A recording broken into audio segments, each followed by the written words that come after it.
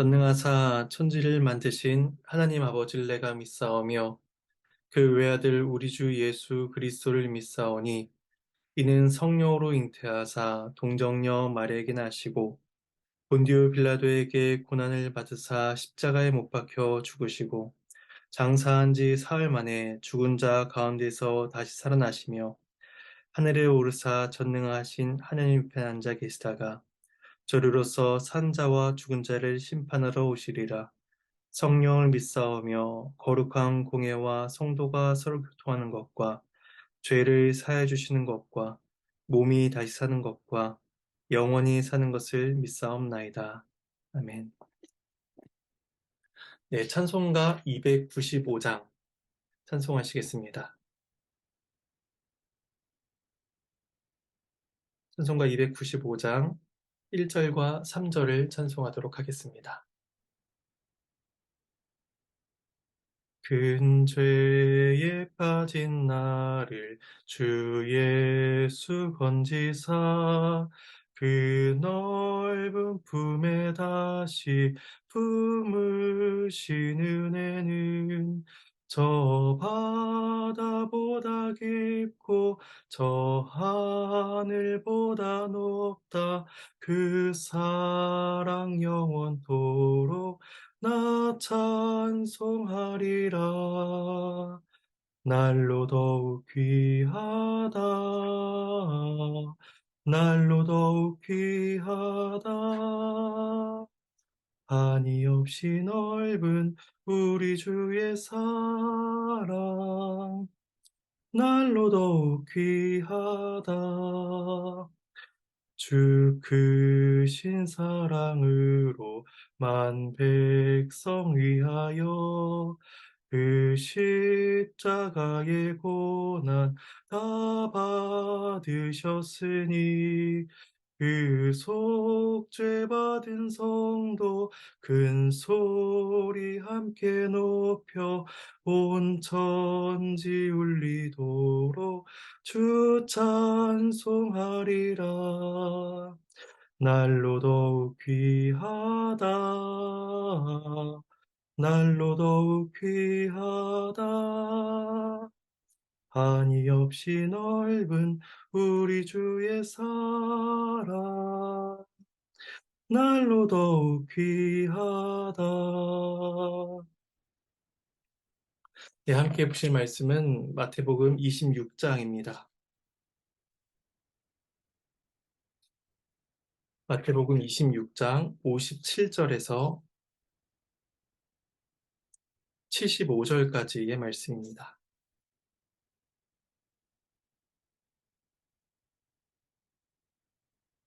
네, 제가 말씀을 봉독하도록 하겠습니다. 예수를 잡은 자들이 그를 끌고 대제사장 가야바에게로 가니 거기 서기관과 장로들이 모여 있더라. 베드로가 멀찍이 예수를 따라 대제사장의 집 뜰에까지 가서 그 결말을 보려고 안에 들어가 하인들과 함께 앉아 있더라. 대제사장들과 온 공회가 예수를 죽이려고 그를 칠 거짓 증거를 찾으매 거짓 증인들이 많이 왔으나 얻지 못하더니 후에 두 사람이 와서 이르되 이 사람의 말이 내가 하나님의 성전을 헐고 사흘 동안에 지을 수 있다 하더라 하니 대제사장이 일어서서 예수께 묻되 아무 대답도 없느냐?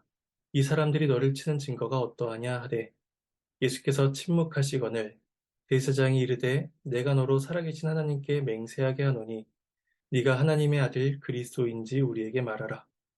예수께서 이르시되 네가 말하였느니라. 그러나 내가 너희에게 이르노니 이후에 인자가 권능의 우편에 앉아 있는 것과 하늘 구름을 타고 오는 것을 너희가 보리라 하시니 이에 대제사장이 자기 옷을 찢으며 이르되 그가 신성모독하는 말을 하였으니 어찌 더 증인을 요구하리요. 보라 너희가 지금 이 신성모독하는 말을 들었도다. 너희 생각은 어떠하냐? 대답하여 이르되 그는 사형에 해당하니라 하고 이 예수의 얼굴에 침 뱉으며 주먹으로 치고 어떤 사람은 손바닥으로 때리며 이르되 그리스도야 우리에게 선지자 노릇을 하라. 너를 친 자가 누구냐 하더라. 베드로가 바깥들에 앉았더니 한 여종이 나와 이르되 너도 갈릴리 사람 예수와 함께 있었도다 하거늘 베드로가 모든 사람 앞에서 부인하여 이르되 나는 네가 무슨 말을 하는지 알지 못하겠노라 하며 앞문까지 나아가니 다른 여종이 그를 보고 거기 있는 사람들에게 말하되 이 사람은 나사렛 예수와 함께 있었도다 하매 베드로가 맹세하고 또 부인하여 이르되 나는 그 사람을 알지 못하노라 하더라. 조금 후에 곁에 섰던 사람들이 나와 베드로에게 이르되 너도 진실로 그 도당이라 이 말소리가 너를 표명한다 하거늘 그가 저주하여 맹세하여 이르되 나는 그 사람을 알지 못하노라 하니 곧 닭이 울더라. 이에 베드로가 예수의 말씀에 닭 울기 전에 네가 세 번 나를 부인하리라 하심이 생각나서 밖에 나가서 심히 통곡하니라. 하나님의 말씀입니다. 하나님께 감사합니다. 예수님께서 겟세마네 동산에서 기도하실 때에 대제사장들과 장로들에 의해 파송된 자들이 예수님을 잡으러 왔습니다. 주와 함께 죽을지언정 부인하지 않겠다 하고 말했던 제자들은 그런 예수님을 버려두고 다 도망하였고 예수님은 홀로 무리들의 손에 이끌려 대제사장 가야바에게 가니 이미 그곳에는 서기관과 장로들이 모여 있었습니다. 59절은 이를 가리켜 온 공회라고 말을 함으로써 여기에 모인 자들이 이스라엘의 최고 종교 법정인 산헤드린 공의회임을 밝히고 있습니다. 종교적이며 영적인 일들을 옳게 판단해야 할 산헤드린이었지만 그들의 목적은 예수를 죽이는 것이었기에 예수님을 칠 거짓 증거들을 찾는 것에 혈안이 되어 있었습니다. 예수님께서 어떤 말씀을 하시는지에 관계없이 예수님은 마땅히 죽어야 할 자로 결론이 나 있었던 것입니다. 따라서 그들에게 중요한 것은 재판 기관으로서 갖는 사형의 명분이었습니다. 그들이 예수님을 죽일 증거를 찾기 위해 얼마나 많은 사람들을 동원하고 노력했는지 거짓 증인이 많이 왔다라고 기록하고 있습니다. 하지만 그들의 증언은 모두 거짓이었기에 사형을 선고할 어떤 증거도 되지 못했습니다. 그때 두 사람이 와서 예수님께서 하나님의 성전을 헐고 사흘 동안 지을 수 있다고 하신 말씀을 증거로서 제시합니다. 요한복음 2장 19절에서 21절을 보면 예수님께서 실제로 이 말씀을 하신 것을 알 수가 있습니다. 그런데 예수님은 이 말씀을 통해 성전된 자기 육체가 사흘 만에 다시 일어날 것을 말씀하신 것이지만 유대인들은 그 사실을 깨닫지 못한 채 46년 동안 지은 이 성전을 어떻게 3일 만에 일으키겠냐라고 반문하였습니다. 지금 그들은 여전히 그 말씀의 참된 의미를 알지 못한 채 예수님께서 그 말씀을 했다라는 그 사실 하나만으로 증언을 하고 있으니 그 증언이 참된 것이라 라고 할 수가 없을 것입니다. 하지만 율법에 따라 두 증인이 그 말한 사실이 일치했으니 대제사장이 직접 예수님을 신문하려고 하고 있는데 예수님께서는 그에 대해 침묵하시고 아무 대답도 하지 않으십니다. 이미 예수님께서는 3년의 공생의 기간 동안 자신이 가르치는 바를 상세히 밝히고 알리셨기 때문입니다. 참다 못한 대제사장은 맹세가 갖는 구속력을 동원하여 예수님에게 내가 너로 하여금 살아계신 하나님께 맹세하게 한다라고 말합니다. 하나님의 이름을 빙자하여 거짓 맹세를 하게 되면 그분의 거룩한 이름을 망령되게 하는 죄를 행하는 것이기에 예수님께서 참을 말한다면 그것으로 사형의 증거를 얻으려는 것이요. 예수님께서 거짓을 말한다면 하나님의 이름을 망령되게 하는 죄를 범했으니 이 또한 사형의 증거를 얻을 수 있다라고 판단한 것입니다.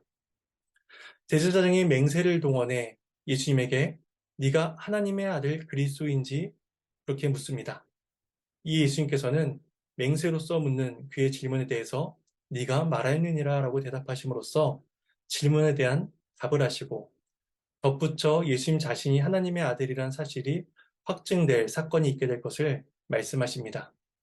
64절에 보시면 예수께서 이르시되 네가 말하였느니라. 그러나 내가 너희에게 이르노니 이후에 인자가 권능의 우편에 앉아 있는 것과 하늘 구름을 타고 오는 것을 너희가 보리라 하시니 하나님의 아들인 그리스도 자신께서 불법한 판결에 의해 죽임을 당하신 이후에 승천하여 하나님 우편에 앉아 계실 것과 또 마지막 때에 재림하시어 최후 심판을 하시리라는 것을 가르쳐 주시는 말씀이었습니다. 이 말을 들은 대제사장은 자신의 옷을 찢으며 즉각적으로 신성모독이라는 판결을 내리게 됩니다. 예수가 스스로 신성모독적인 말을 했으니 더 이상 증거가 필요하지 않다는 것이었습니다. 그런데 이러한 과정 속에서 대제사장은 스스로 모순적인 행동을 하고 있었습니다. 예수님과 자신, 그리고 유대인 모두가 중요시하고 있었던 그 맹세의 문제, 특별히 하나님의 이름으로 맹세를 하게 했으니 율법에 충실하셨던 예수님께서 진실을 말하는 것은 당연한 이치였습니다. 예수님은 하나님의 이름으로 한 맹세에 걸맞게 사실을 말씀하고 계신데 도리어 대제사장은 참인 그 말씀을 사실로 받아들이지 않고 신성모독이라는 선고를 내리고 있는 것입니다. 그러니 율법이 명하고 있는 맹세의 문제를 대제사장 스스로가 어기고 있는 꼴을 보이고 있는 것입니다. 이미 거짓 증언으로 가득 찬 사내들인 안에 율법이 올바로 시행될 리가 없었습니다. 그곳에 있는 모두가 예수님을 신성모독죄로 몰아 사형을 선고합니다. 하나님의 아들께서 하나님의 아들이라고 밝히신 것 때문에 죽임을 당하게 되시는 이상한 일이 일어나게 된 것입니다. 사내들인에서 예수님에게 사형을 선고하자마자 온갖 모욕과 폭력, 수치가 예수님에게 쏟아집니다. 침을 뱉고 주먹과 손바닥으로 예수님을 때립니다. 68절에 보시면 그리스도야 우리에게 선지자 노릇을 하라. 너를 친 자가 누구인지 맞춰보라 라는 말씀을 볼 때에 단순히 한 사람이 때리고 돌아선 것이 아니라 많은 무리가 예수님을 둘러싸 집단적인 폭행을 하며 모욕을 가했음을 알 수가 있습니다. 그들은 예수님을 향해 선지자 노릇을 해보라 라고 하며 예수님이 하나님의 아들임을 사칭하고 다니는 거짓 선지자로 확신하고 그렇게 조롱하고 있었던 것입니다. 이사야 선지자는 이러한 예수님에 대해서 다음과 같이 예언합니다. 그가 곤욕을 당하여 괴로울 때에도 그의 입을 열지 아니하였으며 마치 도수장으로 끌려가는 어린 양과 털 깎는 자 앞에서 잠잠한 양같이 그의 입을 열지 아니하였도다. 이사야 53장 7절 말씀입니다. 그리고 이제 본문은 69절부터 이어지게 되는데 이제 예수님에게서 베드로로 그 장면이 옮겨가게 됩니다.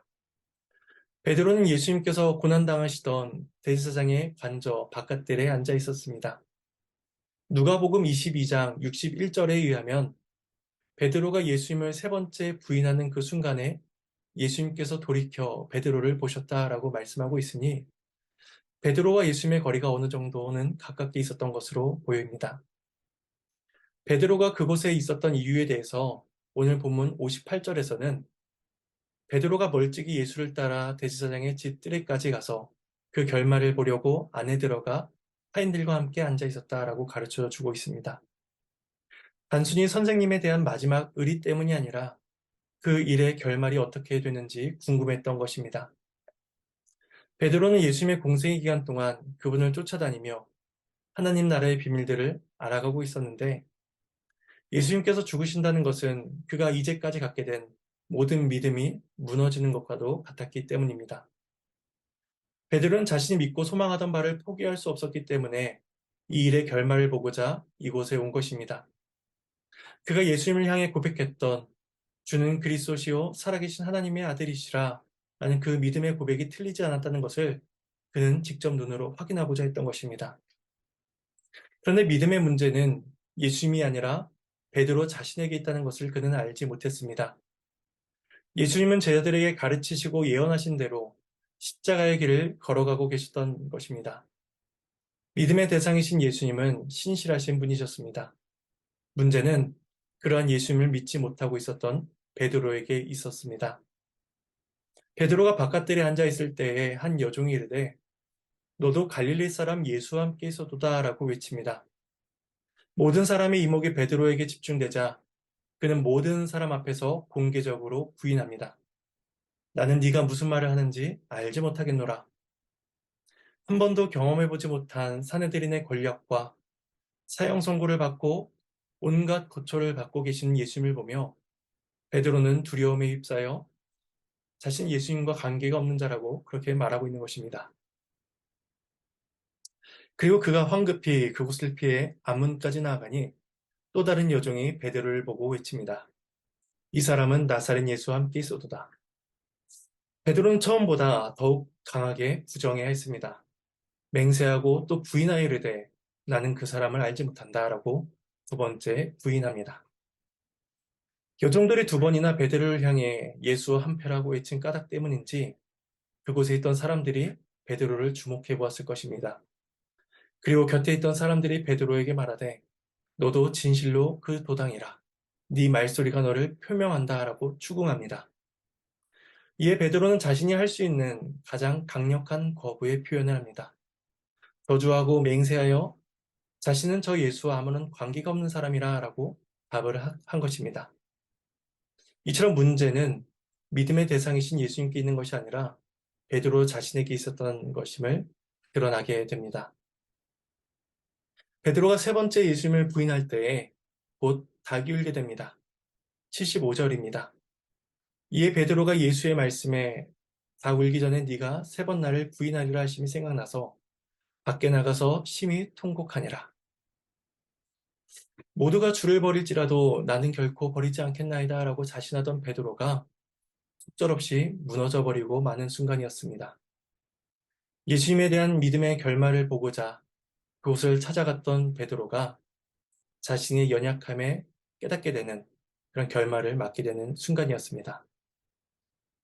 오늘 본문은 이러한 예수님과 베드로의 모습을 평행적으로 보여주고 있습니다. 예수님과 베드로 모두 신문을 당하고 있습니다. 예수님은 대제사장의 신문을 받으시고 베드로는 여종과 사람들의 신문을 받습니다. 예수님은 그 신문에 침묵하셨지만 베드로는 적극적으로 자신을 변호합니다.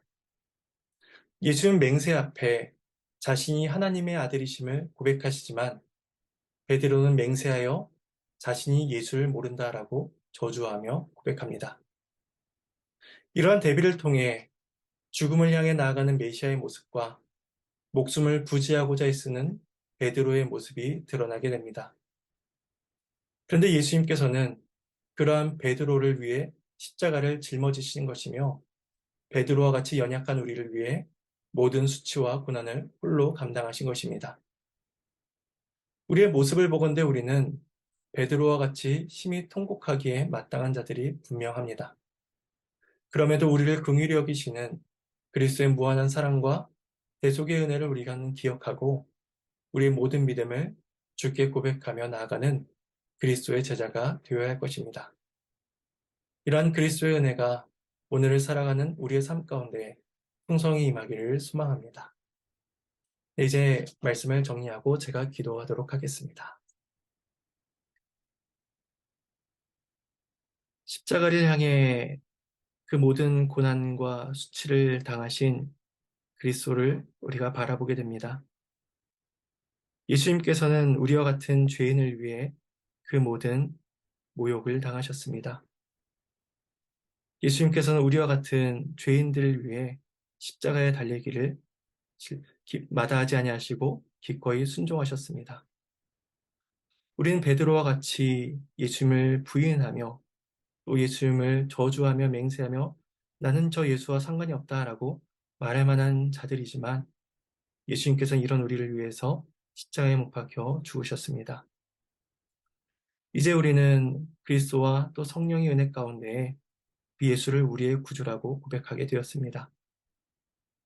우리의 삶 가운데 예수님에 대한 믿음이 더욱더 분명해지며 또 그 하나님을 더욱더 예배하며 또 하나님을 더욱더 찬양하며 영광을 올려드리기를 원하옵나이다.